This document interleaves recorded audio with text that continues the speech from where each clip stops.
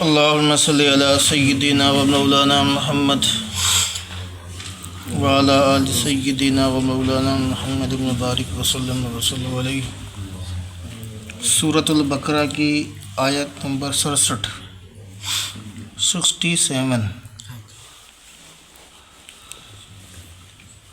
اعوذ باللہ من الشیطان الرجیم، بسم اللہ الرحمن الرحیم۔ وَإِذْ قَالَ مُوسَىٰ لِقَوْمِهِ، اور جب کہا موسیٰ نے اپنی قوم سے، ان اللہ یأمرکم ان تذبحوا بقرہ، ان اللہ کہ بے شک اللہ، یأمرکم تم کو حکم دیتا ہے۔ کیا کرتا ہے؟ تم کو کم ہے نا، تم سب کو، ان تذبحوا بقرہ، کہ یہ کہ ذبح کرو ایک گائے۔ ان کا مطلب ہوتا ہے بے شک، ان کا مطلب ہوتا ہے یہ کہ، ٹھیک ہے نا، ذبح کرو ایک گائے۔ قالوا اتتخذنا ہزوا، وہ بولے، قالوا کون سا صیغہ ہے؟ جمع کا۔ اتتخذنا، آ کے نا، یہ استفہامیہ ہے، نہیں، ہاں، کیا؟ اتتخذنا ہزوا، ہزو کہتے ہیں مذاق اڑانا۔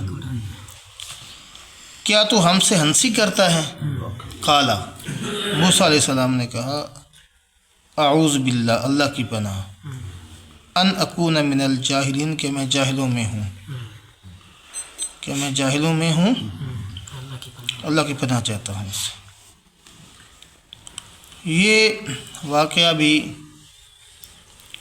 بنی اسرائیل کا ہی ہے، تو رات سے پہلے کا تقریباً یہ واقعہ لگتا ہے، تو رات سے پہلے کا۔ یہ بنی اسرائیل میں خون ہو گیا تھا، قتل ہو گیا تھا۔ ہوا یوں کہ قاتل نے ایک آدمی سے یہ کہا، قاتل تھا نا، اس نے مقتول سے کہا، کیونکہ وہ مقتول ہو چکا ہے، مقتول سے اس کی بیٹی کا رشتہ مانگا کہ اپنی بیٹی کا رشتہ میرے حق میں دے دو، تو مقتول نے انکار کر دیا، تو اس نے اس کو قتل کر دیا۔ اب یہ جو تھا قاتل، یہ مشتبہ ہو گیا۔ ایک تو یہ کہ وہ خود وضاحت نہیں کر کے گیا، اور دوسروں کو بھی نہیں پتہ تھا، تو اس لیے وہ موسیٰ علیہ السلام کے پاس آئے، قاتل کا پتہ لگانا چاہتے تھے، تو اللہ تبارک و تعالیٰ نے ان کے قاتل کا پتہ لگانے کا طریقہ یوں بتلا دیا کہ تم ایک گائے کو ذبح کرو، اور اس کا ٹکڑا جو ہے وہ مقتول کے ساتھ لگاؤ، مقتول بول کے یہ کہہ دے گا کہ میرا قاتل کون ہے۔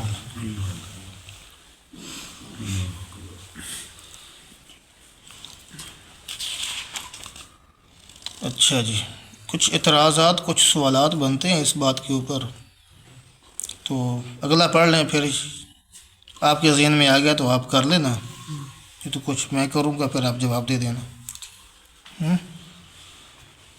اچھا، آگے اور بھی رہتا ہے۔ قالوا ادع لنا ربک یبین لنا ما ہی، جب موسیٰ علیہ السلام نے یہ کہا نا کہ تم اس گائے کو ذبح کرو، تو اس کا ایک ٹکڑا جو ہے گوشت کا وہ مقتول کے ساتھ لگاؤ، تو مقتول خود بول کر کیا کرے گا؟ بتلا دے گا۔ تو اصل میں یہ چاہتے نہیں تھے کہ وہ گائے ہم لیں اور گائے کو کیا کریں؟ ذبح کریں۔ یہ کوئی اس میں اور مسئلہ پوچھنا چاہتے تھے، ٹھیک ہے نا، دیکھنا چاہتے تھے، یا ان کی رائے کوئی اور تھی، تو انہوں نے مختلف طرح کے سوال کیے، تو جس طرح کے یہ سوال کرتے چلے گئے، اسی طریقے سے ان کے اوپر پابندیاں لگتی چلی گئیں۔ ایک گھر کے اندر مہمان آیا، اس نے کہا بھئی آپ کیا پئیں گے؟ پانی پلائیں؟ اس نے کہا ہاں پلا دو۔ اس نے کہا گلاس جو ہے وہ شیشے کا ہو یا پیتل کا؟ تو اس نے کہا پیتل کا۔ اس نے کہا نقشی ہو یا سادہ؟ تو اس نے کہا نقشی. تو اس نے کہا نقشی ہمارے گھر میں نہیں ہے. ٹھیک ہے نا, نقشی ہمارے گھر میں نہیں ہے, لہٰذا پانی سے. تو یہی اس نے سوچا کہ بھائی ہو سکتا ہے کوئی ایسی بات آ جائے کہ وہ ہم کر نہ سکیں تو ہم جان چھوٹ جائے. لیکن وہ جیسے جیسے پوچھتے گئے ان کے اوپر پابندیاں لگتی چلی گئیں.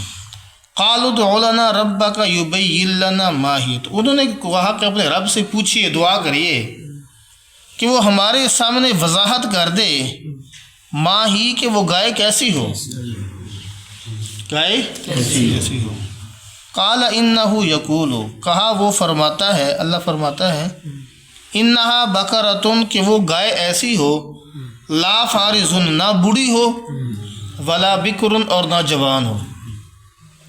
کواری, بکرا کہتے ہیں کواری کو نا, بکر, نہ تو اتنی زیادہ بوڑھی ہو اور نہ بالکل کیا ہو جوان ہو, نہ بین بیاہی ہو, یعنی درمیانے ہے. ٹھیک ہے نا. اوان بین ذالک, درمیان میں ہو, بڑھاپے اور جوانی کے درمیان میں ہو. ففعلوا ما تؤمرون, اب کر ڈالو جو تم کو حکم ملا ہے. ففعلوا, کر لو, ما تؤمرون, جو تم کو حکم دیا گیا ہے.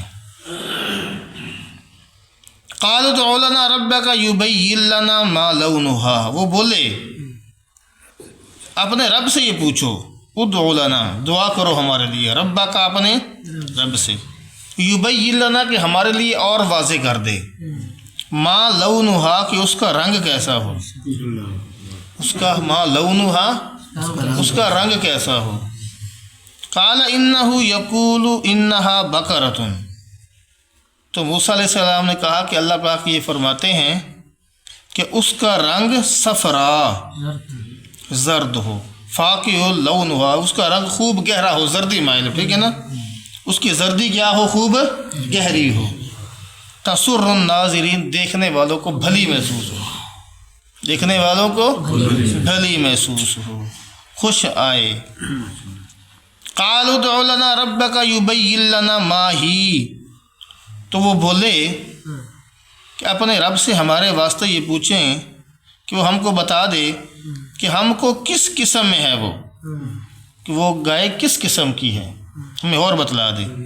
ان البقرہ تشابہ علینا, بے شک وہ گائے ہمارے اوپر کیا ہو گئی ہے, مشتبہ ہو گئی ہے. ٹھیک ہے نا. وَإِنَّا إِنْ شَاءَ اللَّهُ لَلْمُهْتَدُونَ, اور اگر اللہ نے چاہا تو ضرور راہ پا لیں گے, تو ضرور راہ پا لیں گے.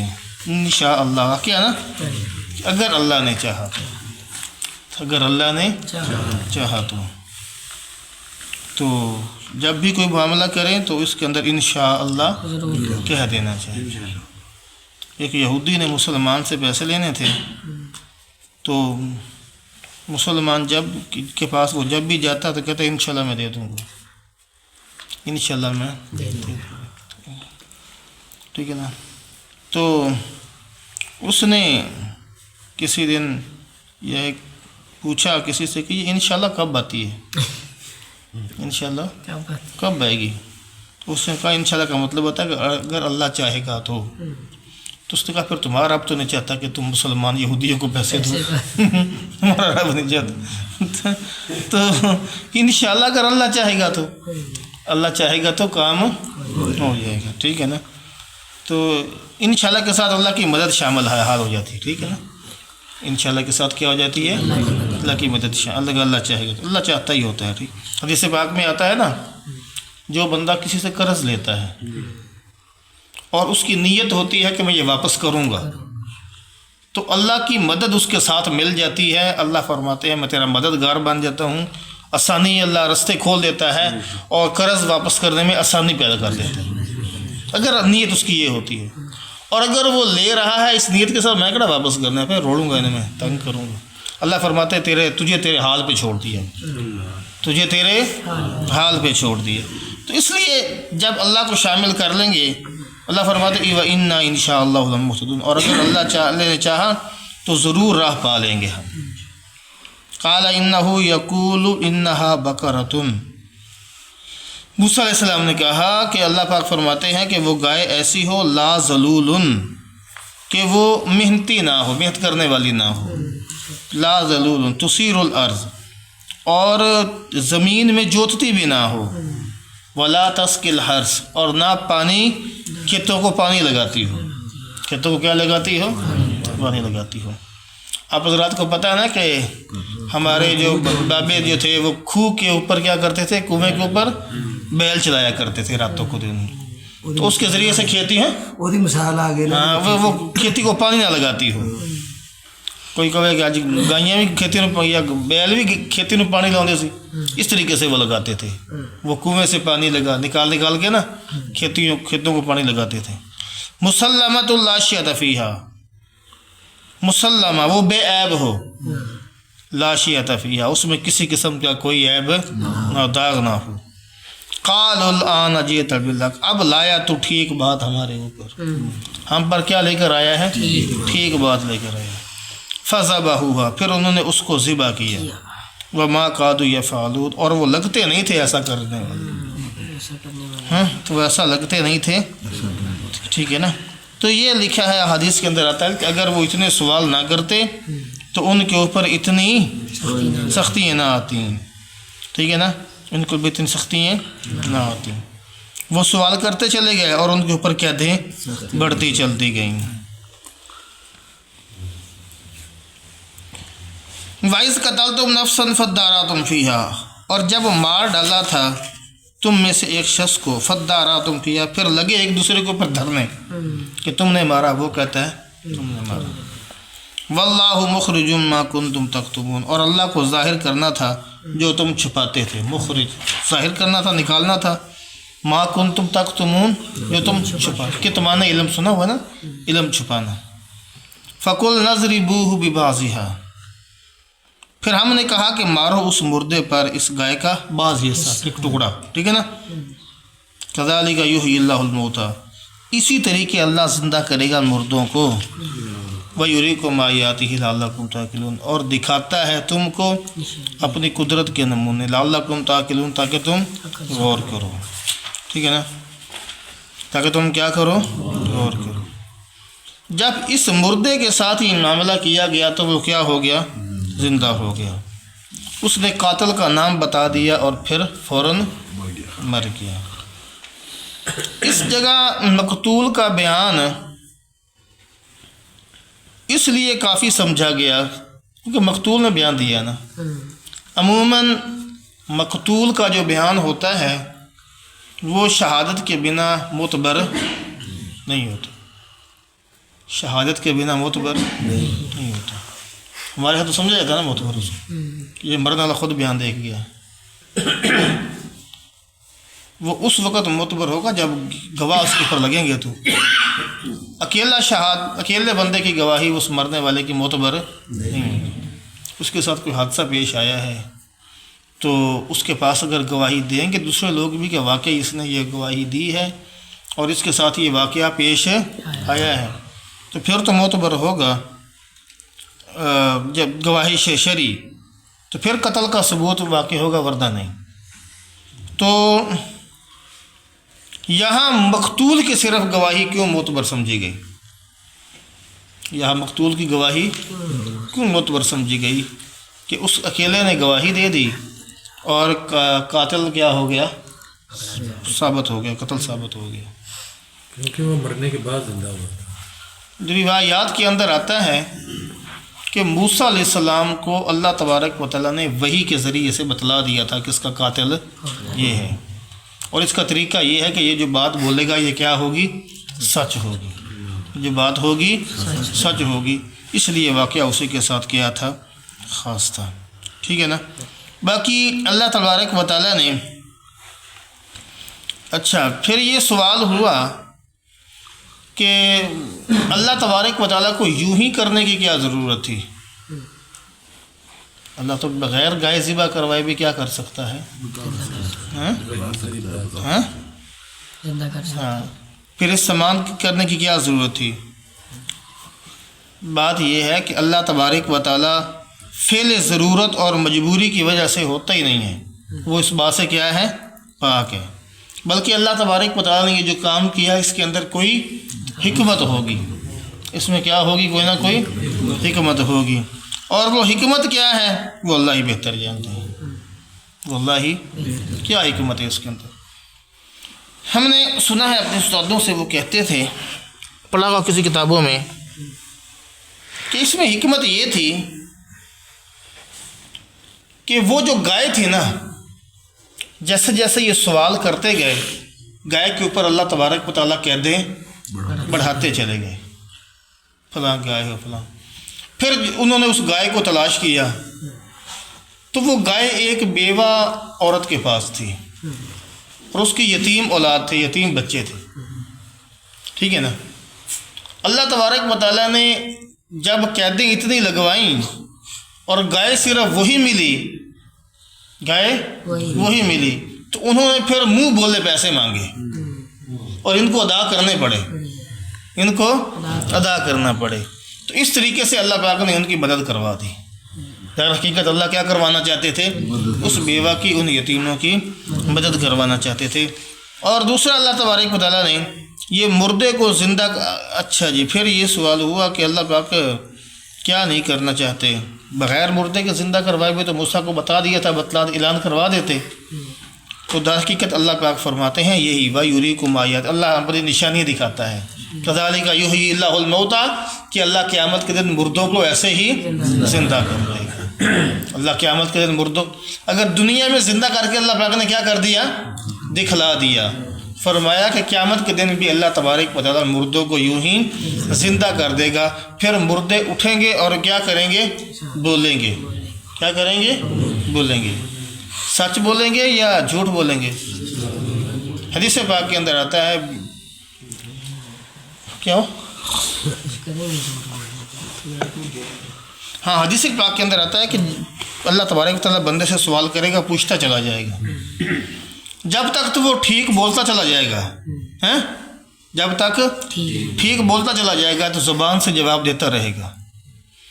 جب وہ ٹھیک ڈنڈی مارنے کی کوشش کرے گا، الیوم نختم علی افواہہم، اللہ فرماتے ہیں پھر ہم تمہارے منہ پہ مہر لگا دیں گے، وتکلمنا ایدیہم، تو ہمارے ساتھ تمہارے ہاتھ بول کے بات کریں گے، وتشہد ارجلہم بما کانوا یکسبون، تمہارے پاؤں گواہی دیں گے کہ تم ان سے کیا کسب کرتے رہے۔ ہاتھ اور پاؤں گواہی دیں گے، ہاتھ اور پاؤں کو گواہی دیں گے، باقی جسم کے اعضاء نہیں گواہی دیں گے۔ ہاتھ اور پاؤں کا عمل دخل زیادہ ہوتا ہے، اس لیے ان کا دخل کر دیا گیا ہے، اور ورنہ جسم کا ہر حصہ جس نے جو گناہ کیا ہوگا وہ کیا کرے گا؟ تو گواہی دے گا، ٹھیک ہے نا۔ تو یہ اللہ پاک بیان فرما رہے ہیں کہ ایک تو اللہ پاک دکھانا چاہتے تھے، دوسرا اللہ پاک نے اس کی مدد کروا دی، اور پھر ان کے اوپر جو مشتبہ ہو گیا تھا اللہ تبارک و تعالیٰ نے اس کا بھی کیا کر دیا؟ راز بتلا دیا کہ تمہارے اوپر جو قاتل مشتبہ ہو گیا ہے وہ قاتل تمہارا یہ ہے۔ ثم قست قلوبکم من بعد ذلک، پھر تمہارے دل سخت ہو گئے، پھر تمہارے دل سخت ہو گئے۔ بعد ذلک، اس سب کے بعد، فہی کالحجارہ، سو وہ ایسے ہے کہ جیسے پتھر ہوتے ہیں، او اشد قسوہ، یا ان میں سے بھی زیادہ سخت، پتھر یا ان سے بھی زیادہ سخت۔ تین قسمیں ہیں پتھروں کی یہاں، ٹھیک ہے نا۔ وَإِنَّ مِنَ الْحِجَارَةِ لَمَا يَتَفَجَّرُ مِنْهُ الْأَنْهَارُ، اور پتھروں میں تو ایسے بھی ہیں جن سے جاری ہوتی ہیں نہریں، جن سے وَإِنَّ مِنْهَا لَمَا يَشَّقَّقُ، اور ان میں سے بعض ایسے بھی ہیں جو پھٹ جاتے ہیں، فَيَخْرُجُ مِنْهُ الْمَاءُ، اور نکلتا ہے ان سے پانی۔ ایک ہوتا ہے تھوڑا پانی، ایک ہوتا ہے زیادہ پانی، نہر کا زیادہ پانی اور بارش، اور دوسرا عام تھوڑا پانی چشمے کا۔ تو اللہ فرماتے ہیں کہ پتھروں کی قسمیں ہیں، بعض سے زیادہ پانی نکلتا ہے، بعض سے تھوڑا نکلتا ہے، یہ دو قسمیں ہوگی۔ وَإِنَّ مِنْهَا لَمَا يَهْبِطُ مِنْ خَشْيَةِ اللَّهِ، اور ان میں سے ایسے بھی ہیں جو گر پڑتے ہیں اللہ کے ڈر سے۔ وَمَا اللَّهُ بِغَافِلٍ عَمَّا تَعْمَلُونَ، اور اللہ بے خبر نہیں تمہارے کاموں سے، جو تم عمل کرتے ہو اللہ تبارک و تعالیٰ ان سے بے خبر نہیں ہے۔ اول ان سے پانی، تین قسمیں ہیں نا، ان کے تین ثمرات ہیں۔ اول ان سے پانی زیادہ نکلتا ہے، دوم پانی کم نکلتا ہے، اور تیسرا یہ ہے کہ وہ خدا کے خوف سے پتھر گر جاتے ہیں۔ اب یہاں پہ یہ بھی اعتراض دو چیزوں میں تو اعتراض نہیں بنتا نا. سوال ہی دل پیدا ہوتا اللہ قادر ہے چاہے تو پانی تھوڑا نکالیں یا چاہے تو پانی زیادہ نکالیں. ہمارے سامنے نکلتا بھی ہے, ہم دیکھتے بھی ہیں پتھروں سے پانی اللہ جاری کر دیتے ہیں, نکلتا ہے. یہ جو تیسری بات ہے نا کہ اللہ تبارک و تعالیٰ نے فرمایا کہ بعض ایسے ہیں کہ وہ کیا کرتے ہیں, خوف سے گر جاتے ہیں. شاباش, وہ خوف سے کیا ہو جاتے ہیں, گر جاتے ہیں. اس میں ممکن ہے کہ کسی کو یہ شبہ ہو جائے کیونکہ پتھر میں تو عقل اور شعور نہیں ہے نا, ٹھیک ہے نا, عقل اور شعور نہیں ہے, حس نہیں ہے. تو یہاں سمجھ لینا خوف سے گر جاتے ہیں, جب عقل نہیں تو پھر خوف کیسے آ گیا؟ جب عقل ہی نہیں پتھروں کے اندر تو اس میں خوف کیسے آ گیا؟ ٹھیک ہے نا. تو یہاں اللہ تبارک و تعالیٰ نے یہ جو فرمایا ہے نا کہ وہ گر جاتے ہیں, اس کے لیے عقل کا ہونا تو ضروری بھی نہیں ہے کیونکہ حیوانات لا یعقل ہیں. ٹھیک ہے نا, حیوانات کیا ہیں, لا یعقل ہیں, ان میں عقل نہیں ہے. انسانوں کی طرح ان کے اندر شعور نہیں ہے. اپنی تھوڑی بہت اللہ پاک نے ان کو کیا دیا ہوا ہے, شعور دیا ہوا ہے. نہیں مجھ نے پتا ہوں کہ اے ساڑے فائدے دی شے ہے تے اے ساڑے نقصان دی شے. انہیں سبزہ چاہیے انہیں منہ مار لینا, ہاں سبزہ چاہیے پاویں وہ کپاہ دی کومپل ہوئے تے پاویں وہ لسن یا باجرا ہو, وہ تو منہ مار دینا. بکری نے تو جا کے نرما ٹونڈ دینا پاویں مالک کا جتنا مرضی نقصان ہو تو, ٹھیک ہے نا. اسے سبزہ چاہیے, اسے اپنے پیٹ بھرنے تاکہ کیا ہے, سمجھ ہے. ٹھیک ہے نا. تو اس میں اللہ تبارک و تعالیٰ ایک حص رکھی ہے تھوڑی سی بس, ٹھیک ہے نا, حیات ہے اس کے اندر, حصے حیات ہیں. تو اسی طریقے سے بعض رات کہتے ہیں کہ جو ہوتے ہیں پتھر, ان کے اندر بھی اللہ پاک نے کیا رکھی ہے, حیات رکھی ہے, زندگی حیات رکھی ہے. یہ پہاڑ بڑھتے ہیں نا, پہاڑ بڑھتے ہیں کہ نہیں بڑھتے؟ پہاڑ بڑھتے ہیں, بڑے ہوتے ہیں, بڑھتے ہیں. تو ان کے اندر اگر حیات ہے تو بڑھتے ہیں, اگر حیات نہیں تو پھر بڑھتے کیسے ہیں؟ ٹھیک ہے نا. تو یہ اللہ پاک نے فرمایا ہے کہ 3 قسمیں ہیں پتھروں کی. ان 30 قسموں کو نہایت لطیف انداز کے ساتھ اللہ تبارک و تعالیٰ نے کیا کر دیا ہے, یہاں بیان فرما دیا ہے. بیان فرمانے کے بعد اللہ تبارک و تعالیٰ نے فرمایا ہے کہ کافروں کے دل اتنے سخت ہو چکے ہیں کہ بعض پتھروں کو اس کا اثر, جیسے بعض پتھروں کو ان کا اثر نہیں نہ ہوتا, پتھروں کے اوپر تو کوئی نہ کوئی بات اثر کر جاتی ہے یا اللہ کے احکام اثر کر جاتے ہیں. ان کے دل تو اتنے سخت ہو چکے ہیں کہ ان کے دل پتھروں سے بھی زیادہ سخت ہو گئے ہیں کہ ان کے اوپر حق اترتا ہی نہیں ہے, حق کو یہ تسلیم کرتے ہی نہیں ہے, اور حق ان کے اندر جاری ہوتا ہی نہیں ہے. ٹھیک ہے نا.